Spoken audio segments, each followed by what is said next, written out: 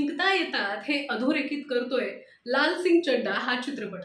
नमस्कार, मी प्रेरणा, तुम्ही बघताय लेट्स अप मराठी। मी घेऊन आली आहे लाल सिंग चड्डा या चित्रपटाचा हा रिव्ह्यू।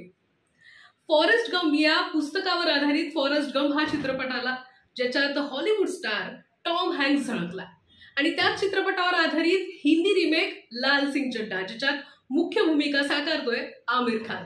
आता या हॉलिवूड मास्टरपीसला दिलेला हा बॉलिवूड टच नेमका कसा आहे बघूयात या रिव्ह्यू मध्ये। एक कमी बुद्धिमत्ता असलेला मुलगा त्याच्या आईची शिकवण आणि आत्मविश्वासाच्या जोरावर निरागस आणि प्रेमळ वृत्तीने आपल्या आयुष्यात ध्यानीमनी नसलेले विविध ध्येय गाठतो आणि या सगळ्या प्रवासात त्याला विविध व्यक्ती भेटतात, त्या सगळ्यांना तो आपलंसं करतो आणि हा जो सगळा प्रवास आहे त्याचा ही या चित्रपटाची मूळ कथा आहे। म्हणजे त्या हॉलिवूड चित्रपटामध्ये जो चॉकलेट बॉक्स होता त्याची जागा हिंदी रिमेक मध्ये मात्र पाणीपुरीच्या बॉक्सने घेतली आहे। लाल सिंग चड्डाच्या भूमिकेतील निरागसता आमिरने हावभाव आणि संवादातून छान सादर केली आहे, पण कुठेतरी या व्यक्तिरेखेची लकब जी आहे ती गाठण्यात किंवा ती सादर करण्यात आमिर खान कुठेतरी कमी पडल्याचं जाणवतं। यात आपण दिग्दर्शनातही दोष म्हणू शकतो, कारण त्यामुळे आमिरचा हवा तसा परफॉर्मन्स समोर आलेला नाहीये।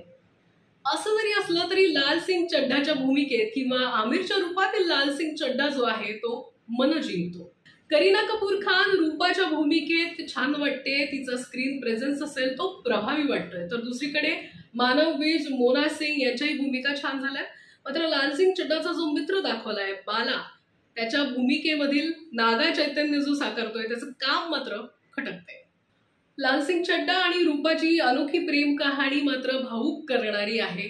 या दोघांची केमिस्ट्री छान वाटते, अर्थात आमिर आणि करीनाची केमिस्ट्री त्याच्यातून झळकते, ती अधोरेखित होते, ज्याच्यात लाल सिंग चड्डा आणि रूपा यांच्या नात्यातील खरेपणा, त्यांनी त्याच्यातील बारकावे जे आहेत ते उत्तम सादर केले।